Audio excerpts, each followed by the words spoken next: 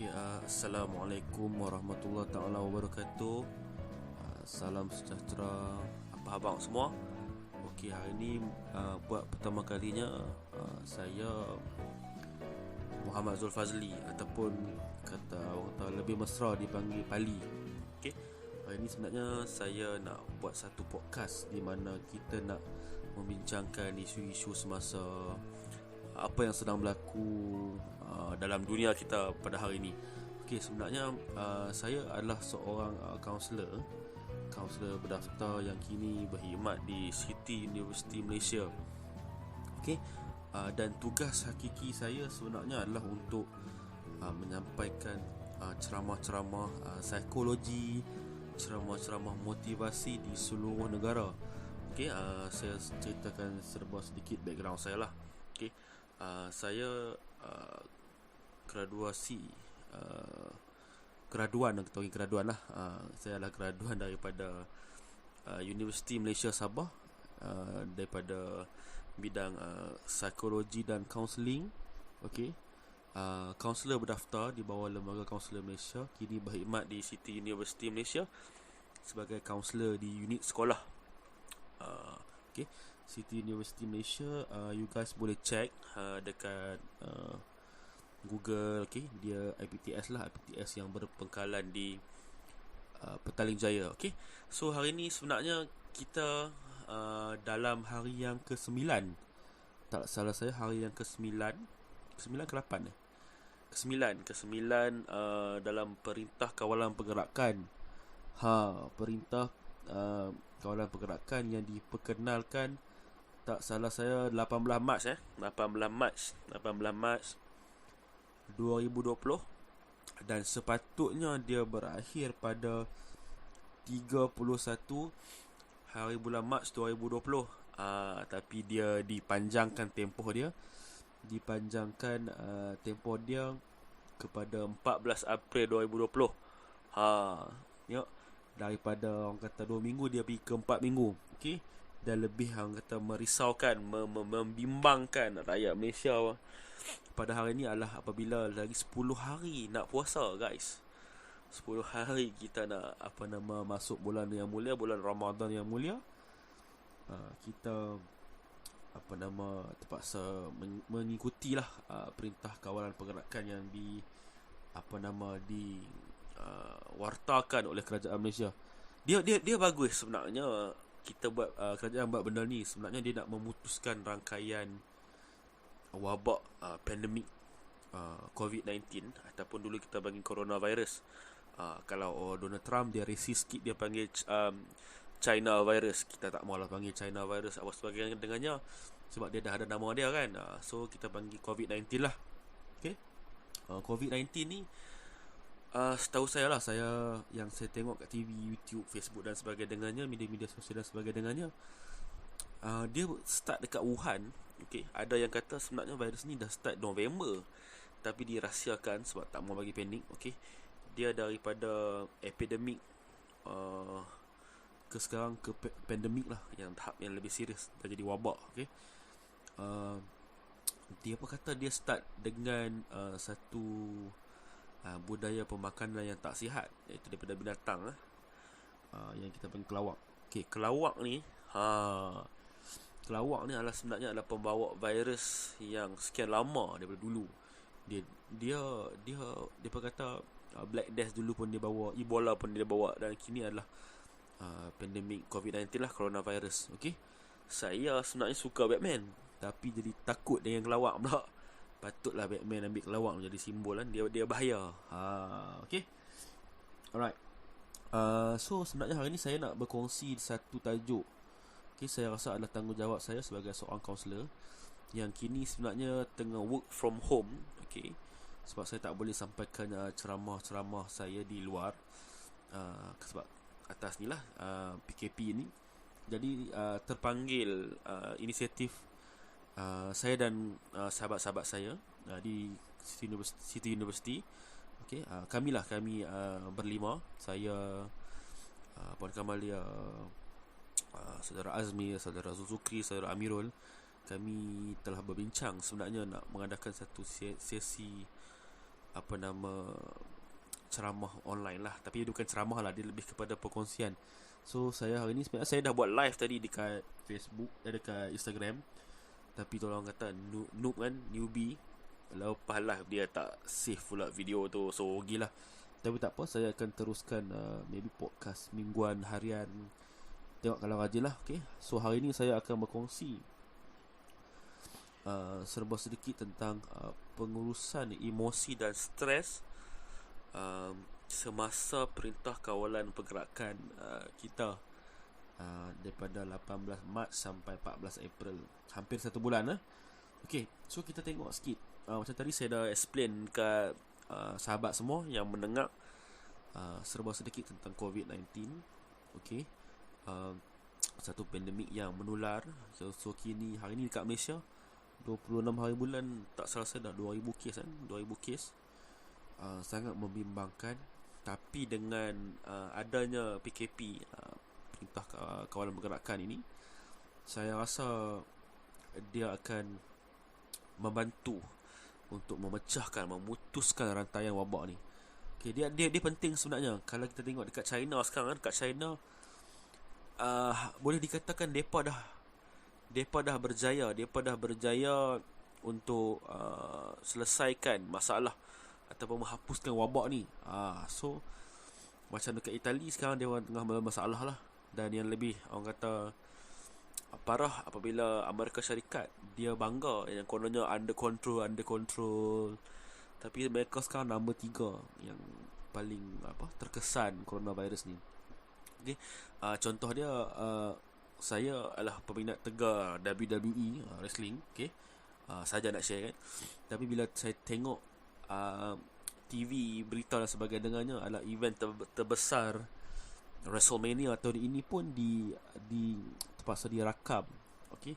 Tak ada crowd live. Dulu dia orang punya crowd 50,000, 60,000, hampir 100,000 tengok live annual event lah. Dan sekarang di Amerika dia orang terpaksa hadkan apabila kes dia orang sangat tinggi, nombor 3 tertinggi di dunia. Okay, bawah pada China dan bawah pada Itali. Okay, itu tentang dia orang lah. Okay, so hari ni saya nak berkongsi sedikit macam mana kita nak urus emosi dan stres kita sepanjang Perintah Kawalan Pergerakan ni.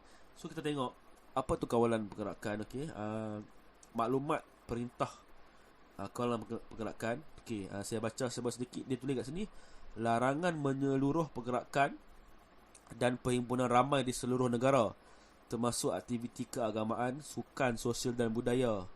Okey, untuk mereka menguatkuasakan larangan ni, semua rumah ibadat, premis perniagaan hendaklah ditutup kecuali pasar raya, pasar awam, kedai runcit dan sebenarnya yang menjual barangan keperluan.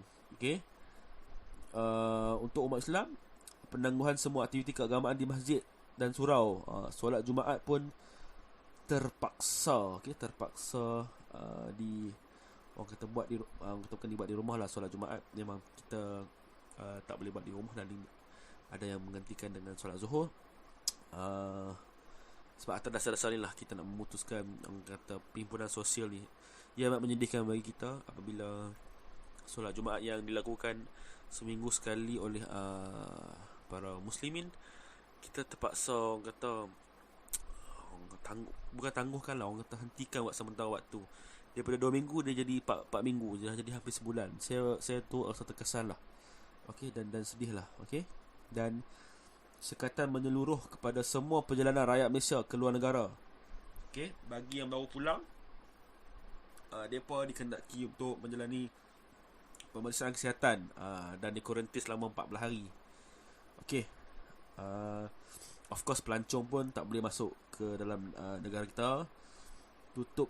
Penutupan semua taska, sekolah kerajaan, sekolah swasta, okey, sekolah asrama penuh, sekolah antarabangsa, pusat tahfiz, institusi pendidikan tinggi dan sebagainya, termasuk IPTA dan IPTS. Okey, penutupan semua premis kerajaan dan swasta yang terlibat dengan perkhidmatan penting, kecuali yang terlibat dengan perkhidmatan penting. Maksudnya semua perkhidmatan kerajaan dan swasta ditutup kecuali yang terlibat dengan perkhidmatan penting lah, iaitu air, elektrik, tenaga, telekomunikasi, pos pengangkutan, pengairan minyak gas, bahan api, penyiaran, kewangan, bank, kesihatan, hospital, farmasi, bomba, penjara, pelabuhan, lapangan terbang, keselamatan, pertahanan, pembersihan, peruncitan dan bekalan makanan, ataupun kita panggil frontliner lah. Okay?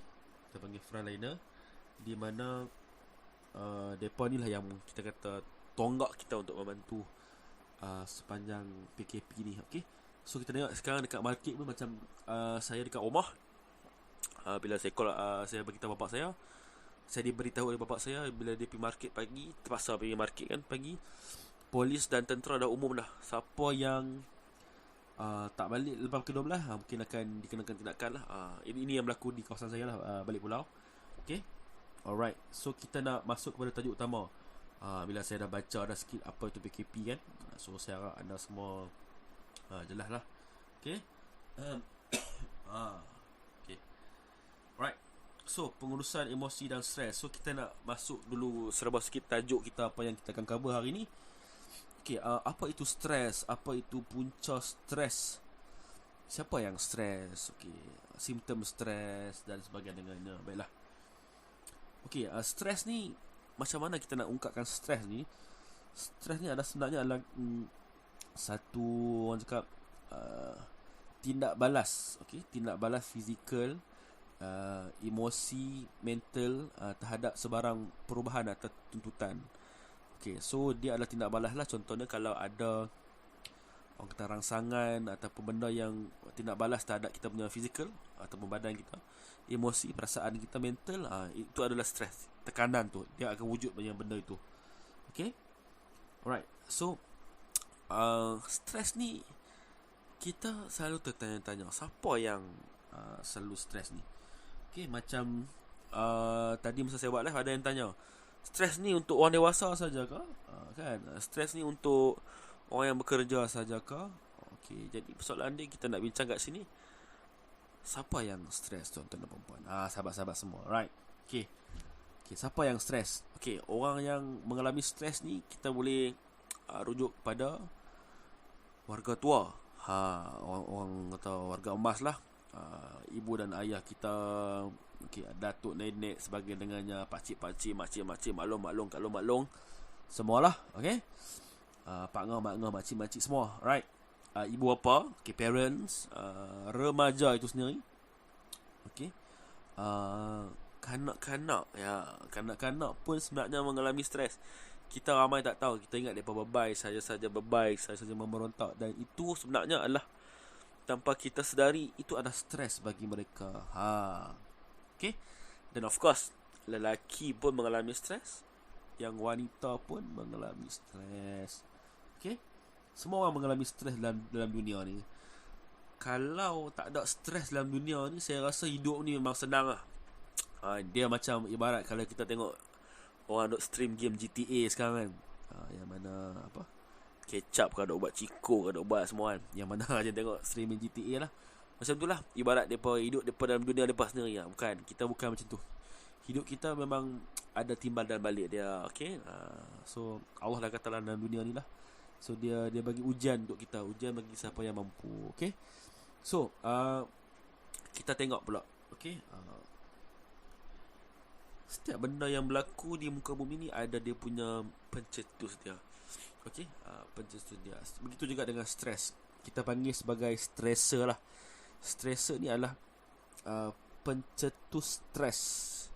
Okey, apakah stresor yang ada? Okey, contohnya pencetus stres yang pertama mungkin daripada sekolah ataupun institusi pendidikan tinggi, universiti dan sebagainya dengannya. Okey, yang kedua adalah kerja. Ini yang sering diperkatakan lah. Okey, kerja. Alright, macam kerja itu sendiri, sekarang dalam tempoh PKP, ada yang terpaksa bekerja ataupun atas kehendak, atas keperluan. Contohnya yang pasaraya, frontliners kita yang hebat-hebat seperti anggota tentera, anggota polis, doktor, jururawat ataupun pengamal perubatan, ramai lagi, APM, rela dan sebagainya dengannya. Mereka terpaksa bekerja demi kita, okey, demi rakyat Malaysia lah. So ada juga kerja yang mereka stres sekarang, mereka tak dapat nak bekerja. Contoh dia peniaga-peniaga kecil. Macam tadi masa live tadi saya dah abang. Dulu suka makan cucuk udang. Lah nak beli cucuk udang petang-petang tak ada. Saya stres, mereka pun stres. Sebab apa? Mereka tak boleh nak berniaga cucuk udang petang-petang. Okay, mereka tak boleh nak berniaga ais blended petang-petang. Yang mana macam tempat kerja saya di SS23. Okay, depan the store. Mereka tak boleh nak makan nasi lemak panas. Petang-petang balik kerja tak boleh. Mereka pun tak boleh nak berniaga atas keterpaksaan ni lah, dalam kita berada di tempoh kawalan pergerakan ini. Okay? Dan lebih memburukkan lagi apabila macam saya tengok berita kan, ada yang pekerja yang orang kata peniaga-peniaga yang kais pagi makan pagi ni. So agak kesian lah pada mereka. Sebab apa? Gaji mereka adalah berdasarkan harian. Kalau dia orang tak berniaga benda tu, dia orang tak bekerja, maka tak adalah. Okay? So itu adalah stressor daripada segi kerja. Okay? Dan kita bagi juga seterusnya adalah keluarga. Okay, keluarga ni adalah satu topik ataupun stressor yang universal lah, yang luas. Mungkin keluarga dia yang mungkin ada yang broken, mungkin yang tidak sependapat. Okay, pergolakan dalam keluarga itu adalah stressor yang sering ada untuk kita. Okay. Yang keempat adalah perhubungan. Perhubungan sepanjang PKP ni, mungkin yang mana tengah in love tu tak dapat jumpa boyfriend, girlfriend mereka. So stress kan. Macam tengok dalam Facebook semalam, ada yang sanggup keluar pergi taman nak jumpa girlfriend. Rindu kononnya budak-budak sekolah zaman saya bersama lah juga kan. Okay. Dan lebih yang kesian yang mana ada isteri jauh, kerja jauh. Mungkin suaminya di apa orang kata di Sabah, di Sarawak, isteri di Semenanjung. Tak dapat berjumpa, ataupun suami yang di Semenanjung, isteri di Sabah Sarawak, dia orang tak dapat berjumpa. Nak balik pun tak boleh. Orang kata perhubungan. So tak lama tak jumpa pun boleh jadi stres, tekanan. Okey, mungkin ada masalah cemburu dalam perhubungan, ketidakpercayaan dan sebagainya dengannya. Okey, yang kelima mungkin undang-undang pun mungkin dianggap sebagai stressor lah. Contoh dia PKP ini sendiri, ramai rakyat Malaysia yang sekarang ni dia first time. Okay, ramai yang kata ini adalah darurat, tapi sebenarnya bukan darurat lagi. Okay, dia baru kata kawalan pergerakan. Okay, perintah kawalan pergerakan sahaja.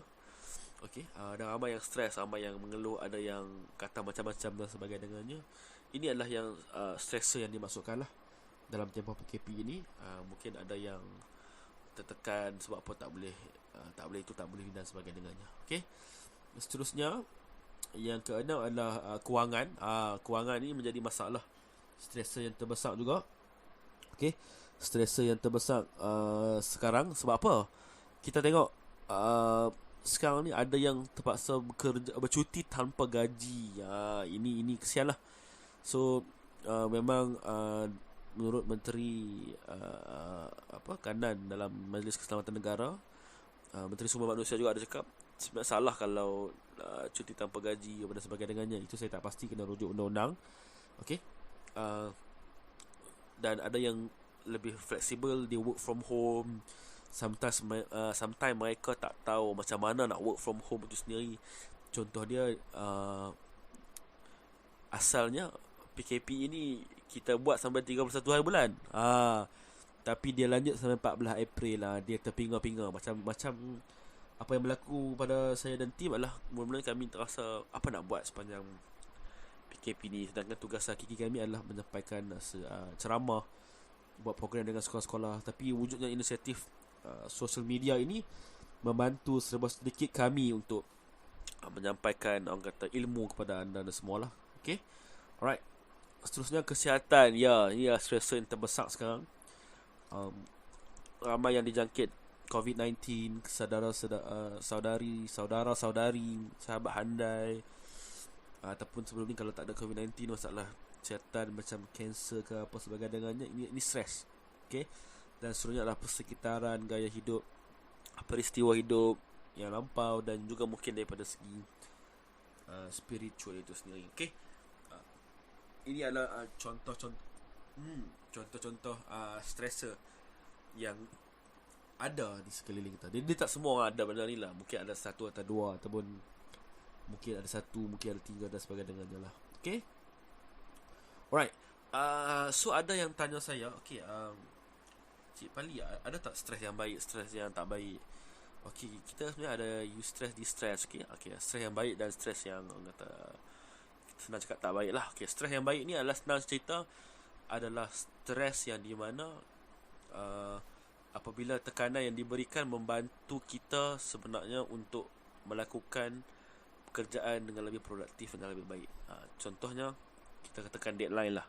Okay, kalaulah tak ada deadline masa bekerja, anda rasa kita akan berlumba-lumba tak nak siapkan kerja? Kita bersungguh-sungguh tak nak siapkan kerja? Itu adalah stres yang baik lah. Contohnya, tak siapkan kerja hari ni, tak jual apa, barang, tak dapat duit nak makan. Itu kita rasa inisiatif, kita ada motivasi. Stres yang boleh motivate kita untuk menyiapkan sesuatu kerja. Itu stres yang baik lah. Okay. Stres yang tak baik, stres yang menyebabkan kesan kita, terhadap kita punya fizikal, emotional, tingkah laku, psychological dan sebagainya dengannya. Sekejap lagi saya akan terangkan apa kesan-kesan tersebut. Okay. Alright. So kita pergi orang kata ke simptom. Okay. Sahabat-sahabat yang mendengar orang kata perkongsian saya pada hari ini, okay. Simptom stres yang pertama kita tengok daripada aspek fizikal tu sendiri. Macam mana nak tahu dia ada simptom stres? Okay, kita tengok melalui fizikal dia dulu. Kalau dia sering gementar, okay, gementar, dia rasa nervous, tak tentu hala, ini adalah stres yang, tekanan yang ada pada dia. Okay. Seterusnya mungkin dia berpeluh yang tak ketahuan, orang utara kata. Okay, peluh yang tak ketahuan ni bermaksud dia berpeluh secara berlebihan, tiba-tiba peluh hang duduk dalam aircon pun hang berpeluh. Ini adalah benda-benda yang orang kata stres lah, dia berpeluh. Okay, simptom fizikal dia. Okay. Tiba-tiba rasa seram sejuk, rasa macam turun daripada roller coaster, jantung nak tercabut. Okay. Dia sering sakit kepala. Sakit kepala ni migraine lah, orang kata hypertension dan sebagainya dengannya lah. Dia stres lah. Okay. Dan seterusnya adalah mual. Okay. Bernafas dengan laju. Macam tadi masa saya buat live di Instagram tadi, ada cakap jantung berdegup. Macam jumpa kekasih hati buat kali pertama. Okay. Dia bernafas laju daripada ni lah, yang sepatutnya. Macam kita tengok cerita-cerita hantu kan, bila dia nampak hantu tertomah depan dia, dia nafas laju-laju lah kan. Ataupun nak lebih senang, senang je kan, kalau tiba-tiba hampa dah buat jahat, tiba-tiba mau hampa muncul kat belakang, dia bernafas laju, tak kira lari tak sangga orang kata. Okay. Alright, seterusnya lepas tu kita ada simptom fizikal dia. Mungkin orang tu dia kering mulut.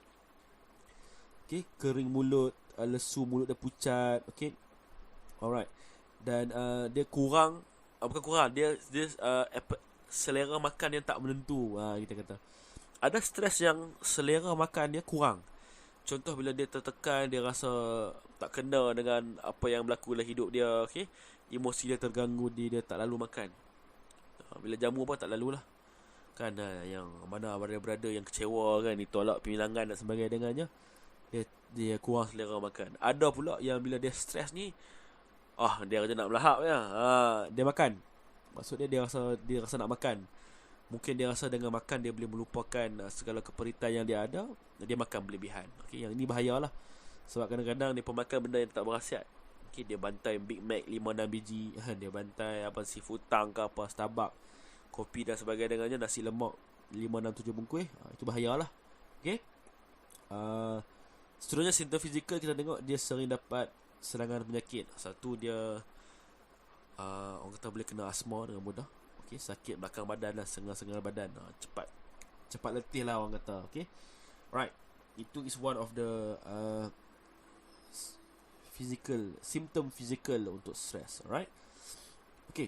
Kita tengok daripada aspek psikologi pula. Okay, aspek psikologi ni kita kata dia senang je. Dia kita punya mental lah. Okay, kita tengok kalau orang tu dia rasa susah hati, dia fikiran dia selalu cakap, tak kenal lah benda ni, tak patut lah. Dia fikir dalam 24 jam, melangut kan, dia termenung, tengok dinding, tengok kipas pusing lah apa kan. So ini adalah simptom fizik psikologikal lah. Alright, dia sering keliru, dia kurang daya tumpuan. Bila kita cakap dengan dia macam confused, dia in state of confusion and the lack of, orang cakap lack of ni lah, focus, lack of focus. Okay, kita cakap lain, dia fikir lain. Kita cakap ni, dia tak fokus, dia tengok phone, dia tak ada, dia belik apa, dia stress. Dia nak tengok benda tu jadi ke tak jadi. Kita cakap dengan dia tak tumpu. Okay. So yang ketiga, daripada simptom psychological itu sendiri, dia orang yang stres ni dia selalu sukar untuk mengawal diri dia. Okay, berlakunya perubahan emosi. Okay, selalunya orang yang ada simptom psychological kita tengok ni, dia akan mewujudkan permusuhan. Contoh dia gaduh dengan bini dekat rumah. Dia pergi office, dia cari pasal dengan orang sebelah, orang depan, orang belakang, macam kantin dan sebagainya. Dia wujudkan permusuhan, dia tak puas hati. So dia buat satu escapism, orang kata tu apa, defense mechanism yang dia boleh buat adalah dengan mewujudkan permusuhan, lepaskan kepada orang lain. Okay. Dan seterusnya dia rasa tak berdaya, dia rasa long lie. Kita pergi tengok office, dia rasa stres, muka muram, buat kerja pun lesu dan sebagainya. Okay, ini adalah something yang kita boleh lihat lah daripada aspek psychological. Dan dia ni, orang kata dia kurang sabar. Orang yang stres dia kurang sabar. Hang cuit sikit je dia melenting. Kita kata macam tu. Okay, dia cepat marah. Sometimes benda tu tak ada kena-mengena dengan dia pun. Contohnya kita ada 5 orang dalam kumpulan. Kita bincang-bincang, yang contohlah yang lagi 4 orang ni berbincang, kita rasa tak diperlukan apa semua, padahal dia pelayan je kita. Dia pelayan macam biasa. Kita rasa sentap dan sebagainya, kita contoh yang marah. Padahal benda tu tak ada apa pun. Dia cepat marah. Kadang-kadang melawak sikit pun nak marah. So adalah, ini maksudnya dia bermasalah daripada segi psychological dia lah. Okay. Alright. Dan seterusnya adalah orang kata pola tidur yang kata lari. Okay. Dia sometimes dia susah tidur. Okay. Sometimes dia tak boleh tidur. Ada yang stres, dia susah nak tidur. Okay. Dia susah nak tidur. Dia kadang-kadang sampai insomnia.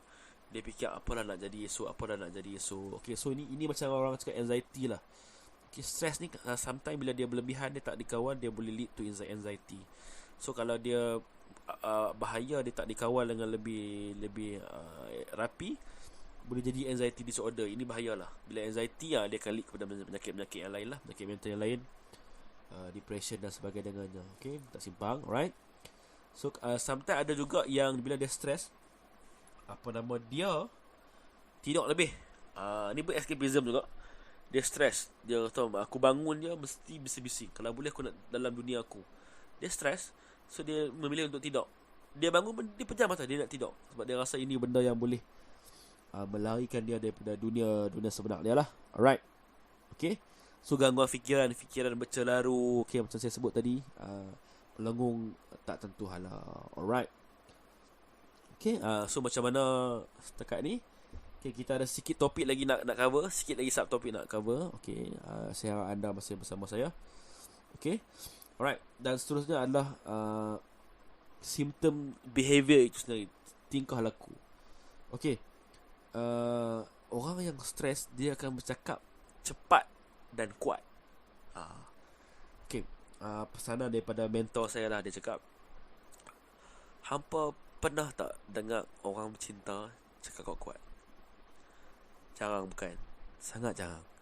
Contoh dia, kalau kita tengok kalau hampa ada roommate ke apa ke kan, hampa tengok hampa duduk sebelah dia, dia tengah on call OTP dengan girlfriend dia. Dia kat sebelah kita ni, dia cakap pelan je. Kadang-kadang kita kata, hang ni cakap apa macam lang-lambung kan?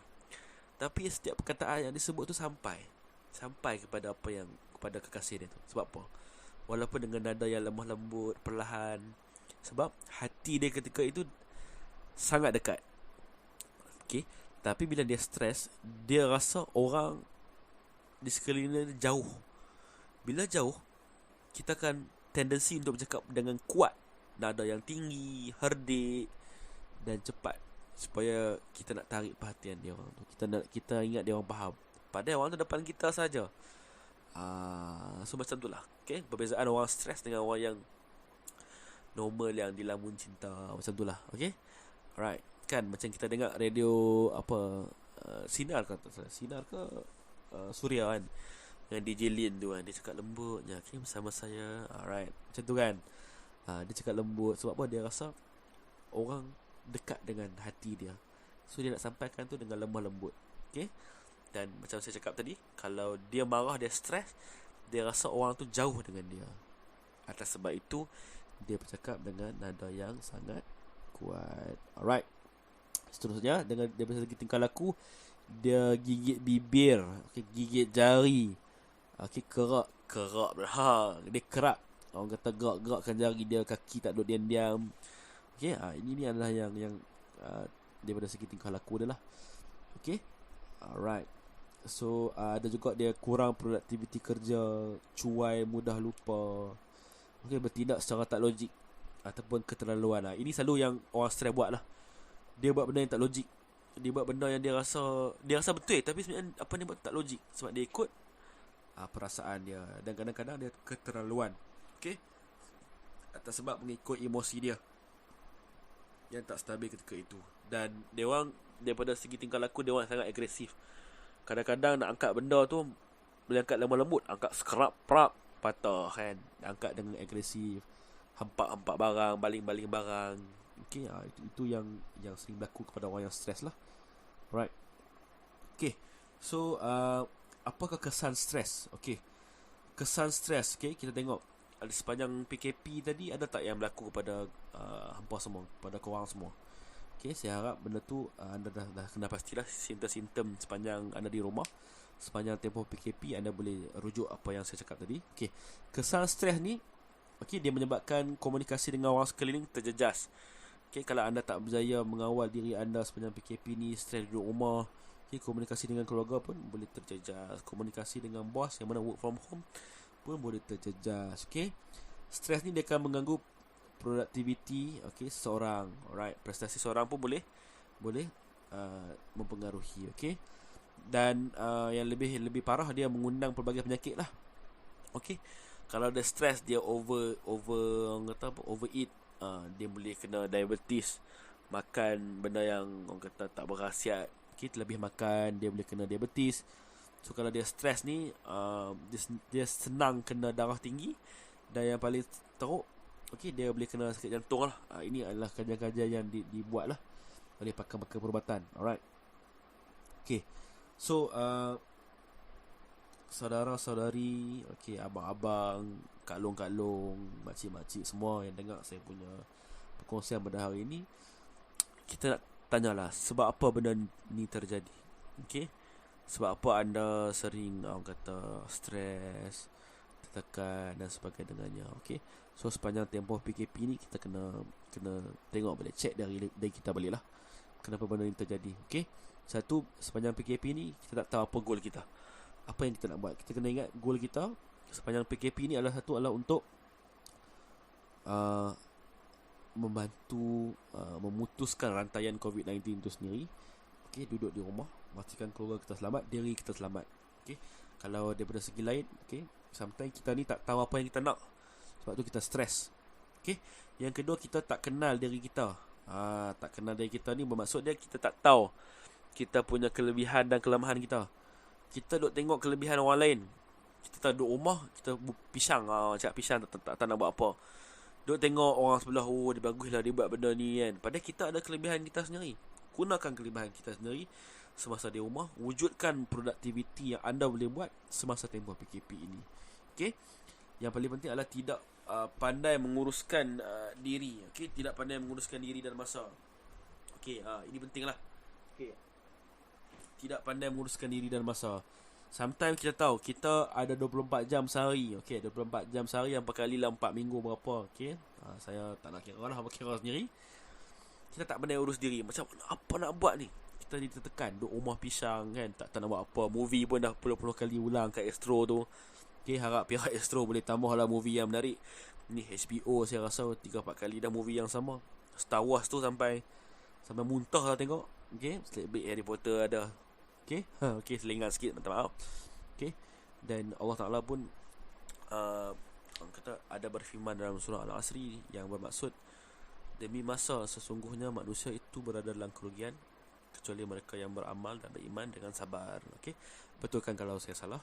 Okey, maksud dia kat sini apa yang Allah nak pesan, dia cakap manusia ni dia sememangnya akan berada dalam kerugian kalau setiap benda yang dia buat dia tak sabar. Okey, sebab tu cakap kecuali mereka yang beriman dan beramal dengan sabar.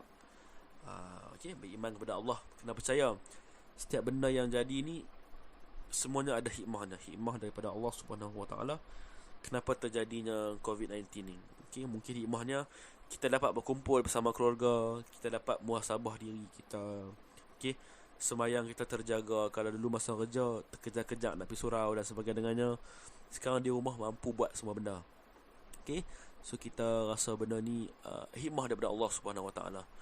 Okey, setiap benda yang terjadi Allah cakap aku takkan bagi dengan percuma. Okey, saya bukanlah seorang orang kata agamawan yang pandai, orang kata, tapi saya bolehlah berpesan-pesan kepada anda setakat mana yang saya tahu. Okey, sebab Nabi pun ada kata berpesan-pesanlah kamu. Okey, walaupun dengan satu ayat. Okey, itulah saya pun tak pandai. Okey, nanti kalau bab yang agama spiritual boleh rujuk ustaz-ustaz yang lebih arif lah. Alright. Dan sebab apa benda ni terjadi, kita tak belajar daripada kesilapan. Okey, contoh dia dalam tempoh PKP ni sendiri, kita tak belajar daripada kesilapan kita. Contoh dia, kerajaan dah umum sebelum PKP ni, dia cakap jangan ada sosial punya perhimpunan, kena buat social distancing, okay? Jarak sosial. Tapi kita ingkar. Mungkin ada yang ramai buat kenduri lagi, parti dan sebagainya dengannya. Tak banyak daripada kesilapan. And then bila kes meningkat, kerajaan umum 2 minggu sampai 31 bulan. Kita ingkar lagi. Ada yang boleh pergi lepak taman, ada yang boleh pergi lepak rumah member dan sebagainya dengannya. Okay, ada yang boleh pergi melancong dan sebagainya dengannya. Kita tak belajar. Dan sampailah sekarang dilanjutkan lagi 2 minggu sampai 14 bulan. So total lebih kurang sebulan lah. Okay, lebih kurang sebulan. Kita kalau tak belajar lagi, tak tahu nak cakap lah. Okay, sebab tu benda ni akan jadi stres pada kita sepanjang tempoh PKP ni. Okay, kalau daripada segi lain pula, kadang-kadang macam mentor saya cakap, orang yang pandai adalah orang yang berjaya bangun dan belajar daripada kesilapannya. Orang yang bodoh adalah orang yang dia tahu silap 3, 4, 5, 6 kali dia buat juga. Itulah orang yang bodoh dan merugikan lah.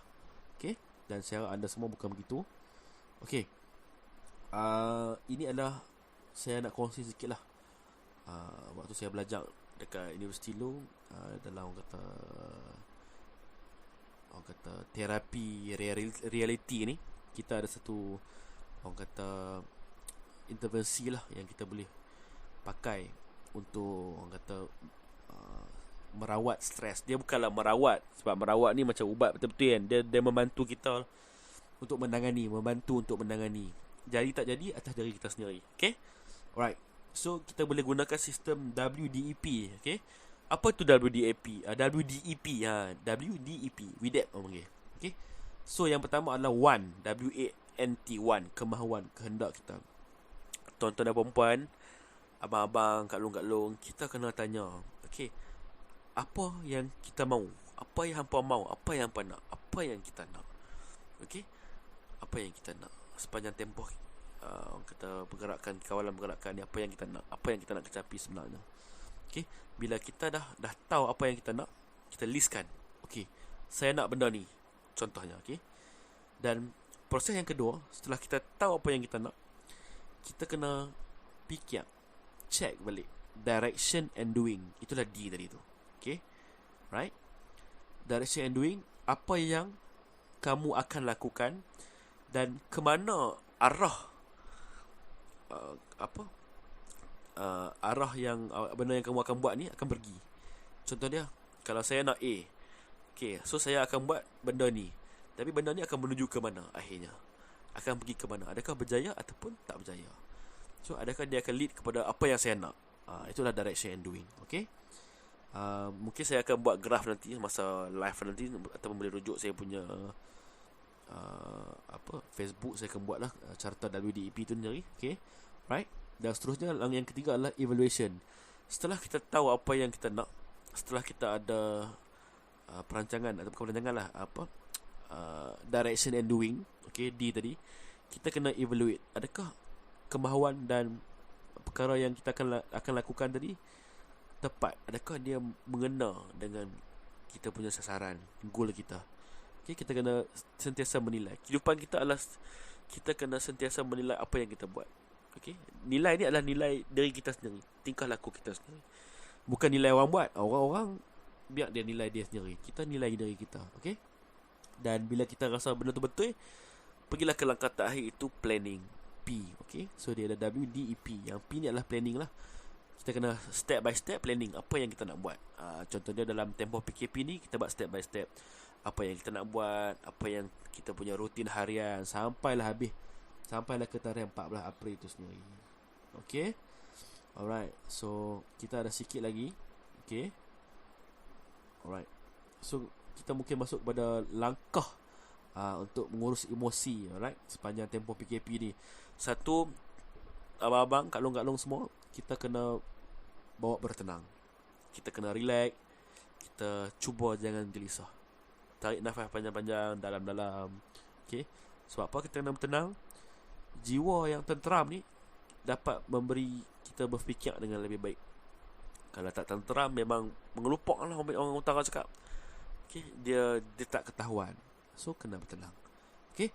Yang kedua, kita untuk kurangkan stres ni, okay, jaga emosi kita ni, kita kena banyak memberi ganjaran kepada diri kita sendiri, tuan-tuan dan puan-puan. Sometimes kita terlampau banyak memberi kat orang lain, kita lupa apa? Kita lupa nak baik kat diri kita sendiri. Kita duk baik kat orang, kita duk bagi macam-macam, tapi diri sendiri kita lupa. Macam mana tu? Padahal diri kita ni lah yang one day diri ni lah nak balik pada Allah Subhanahu Wa Taala. Okay? Ganjaran macam mana saya masukkan? Okay? Kita buat self reward lah, memberi keseronokan untuk diri sendiri. Contoh, kalau dia berjaya buat sesuatu, dia berjaya ikut peraturan dan sebagainya, bagi reward. Contoh, kalau hari ni aku berjaya ikut perintah PKP, apa reward dia? Aku boleh tengok cerita Korea, contoh dia. Hari ni aku berjaya ikut cakap mak aku, apa reward dia? Aku boleh makan aiskrim. Itu pulang kepada reward anda lah. Ataupun reward dia, aku berjaya ikut tempoh 4 minggu PKP ni. Lepas PKP ni aku nak beli raya kan, aku nak beli baju raya 20 pasang. Tak apa, beli ikut skor, ikut kemampuan. Itu adalah self reward yang mampu beri keseronokan untuk diri sendiri. Okay. Alright. Yang ketiga, boleh buat saranan minda. Okay. Terima dengan hati yang lapang, bersangka baik. Okay. Sebab apa? Benda ni akan beri kesan yang positif lah kepada minda kita dan emosi. Relax dulu, sangka baik dulu, siasat. Kalau yang baik-baik, yang jahat, yang tak elok, kita tolak. Bukanlah tuan-tuan dengar, dah buruk sangka dah. Kena relax lah. Okay. Right. Okay, seterusnya, kalau rasa benda ni sukar nak buat, boleh dapatkan rundingan kaunseling lah. Okay, sepanjang tempoh PKP ni memang susah kalau kita nak jumpa kaunselor. Okay, kaunselor ni dia kata khidmat profesional lah. Bukan hampir jumpa mana-mana orang hang minta nasihat, hang kata kaunseling. Tak, kaunseling ni benda yang berbeza.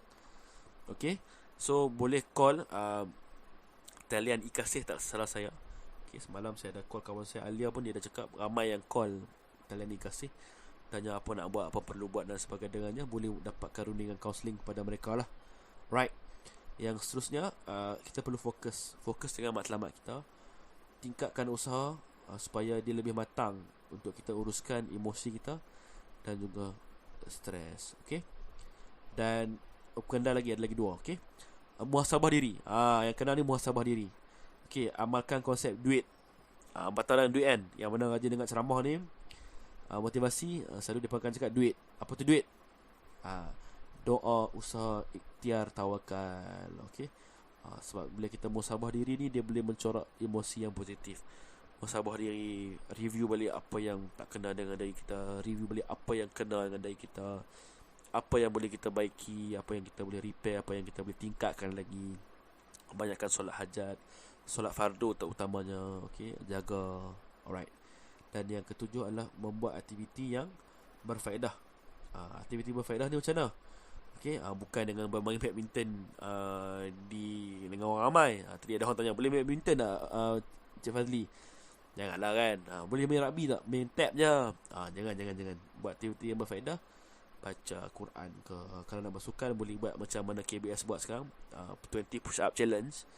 Main dumbbell dan sebagainya dengannya. Boleh buat. Janji anda mematuhilah sepanjang PKP ini berlaku. Alright? Gunakan masa anda, masa kualiti anda tu, okay, dengan berguna lah. Alright? Kita restart, kita refresh semula fikiran kita. Okay? Alright. So, kita boleh gunakan beberapa daya tindak stres yang betul. Macam mana kita nak menghadapi dah. Satu, kita cerita masalah kita. Macam saya cakap tadi, cerita masalah kita kepada orang yang nak dengar. Sahabat handai. Okay, kalau yang lebih baik, jumpa kaunselor. Buat aktiviti yang sihat. Macam saya cakap tadi, 20 push up challenge ke, main ngedam ke, main guli ke, sekarang plato kan, main game dan sebagainya. Mendengar, membaca bahan-bahan jenaka. Jenaka ni pun is one of the therapy yang kita ada lah. Alright, buat joke walaupun hambar sekalipun, tak apa, layan. Jadi kita boleh bantu kita mengawal emosi dan stres. Okay, dan paling penting adalah berdepanlah dengan masalah. Face your problem, do not run from your problem. Makin hampa lari, makin dia kejar hampa. Okay, dan yang paling penting, dekatkan diri kita dengan Allah SWT. Banyakkan zikrullah, zikir kepada Allah, banyakkan selawat, mengaji, solat fardan, solat sunat. Kalau hubungan kita dengan Allah dekat, okay, insyaAllah akan ada benda yang lebih baik. Okay, kita kena ingat Allah hampir dengan kita dengan orang lihat. Allah berserta dengan kita di mana kita berada. Okay, dan apa kena ingat, selalu kita orang kata cari rezeki, tapi kadang-kadang kita lupa pemberi rezeki. Rezeki ni datang daripada berbagai bentuk. Bukan setakat kewangan saja, bukan setakat duit wang ringgit saja. Kadang-kadang kesihatan yang baik pun adalah rezeki. Alright. Okay, so kita share ni last. Okay, last tip kurangkan stres. Alright. First kali, ubah persepsi anda. Cara anda berfikir kena ubah. Okay, jangan terlampau kata narrow, jangan terlampau sempit. Luaskan cara berfikir anda. Kalau tak boleh, dapatkan sokongan kawan-kawan ke, minta pandangan mereka, pandangan keluarga, kaunselor dan sebagainya. Okay, bahagikan tugasan anda, okay, kepada bahagian-bahagian yang lebih mudah untuk diuruskan. Kalau banyak sangat, buat list. Apa nak buat dulu? To-do list. Jangan nak buat semua. Apalah ni kan. Okay, buat. Kalau boleh share dengan kawan, share dengan kawan. Okay, terusnya, tetapkan had anda. Okay, sometimes, bukan sometimes lah, memang manusia ni dia ada limit dia. Kalau anda rasa itu limit anda, akur. Jangan cuba lawan limit anda. Yes, kita boleh cabar, tapi kadang-kadang bila kita terlampau mencabar limit kita, dia akan menimbulkan kita stres. Kita rasa kecewa dan sebagainya. Tahu limit anda, okay? Dan yang paling penting, adakan masa untuk diri anda. Adik-adik, abang-abang, Kak Long, semua saya sebut lah. Okay, sahabat handai semua. Okay, kita nak habis kita punya sesi perkongsian kita pada hari ni. Tolong adakan masa untuk diri anda sendiri. Okay, sometimes kita rasa stres sebab kita rasa kita terlampau beri banyak kepada orang. Kita terlampau memberikan segala-galanya kepada orang, tapi kita lupa pada diri kita sendiri. Jangan lupa diri kita sendiri pun pernah jaga. Kalau hampa sayang diri hampa, insyaAllah hampa boleh bagi banyak kasih sayang kepada orang lain. Okay, alright. Itu saja episod pertama. Okay, episod pertama kita pada hari ini. Mungkin akan ada banyak ceramah-ceramah. Bukan ceramah lah, perkongsian. Saya tak suka cakap ceramah. Ceramah ni macam kita di hadapan orang kan. Perkongsian. Okay, support saya insyaAllah untuk kita buat perkongsian yang lebih baik. InsyaAllah sahabat-sahabat saya pun akan buat benda yang sama.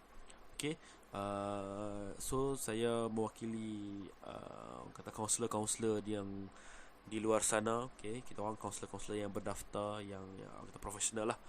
Seru kepada anda, kalau ada masalah stres, anxiety dan sebagainya, rujuklah pakar.